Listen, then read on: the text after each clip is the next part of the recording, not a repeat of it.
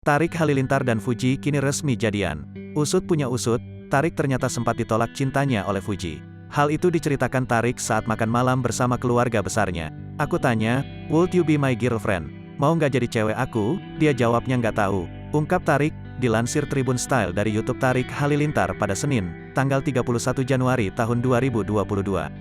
"Ditolak bun," imbuhnya. Fuji yang duduk di sampingnya pun langsung menimpali. "Nggak ditolak, kan aku bilangnya nggak tahu bukan berarti nggak mau," kata Fuji ngeles. "Pas kamu jawab nggak dia gimana?" tanya Ashanti. "Mukanya sedih bun," beber adik mendiang Bibi Ardiansyah itu. Setelah ditolak, Tarik mengatakan sempat tak bicara dengan Fuji selama perjalanan pulang ke rumah. "Nembaknya gagal?" tanya Atta penasaran. "Gagal bang," jawab Tarik dengan raut wajah kesal mengingat kejadian kala itu.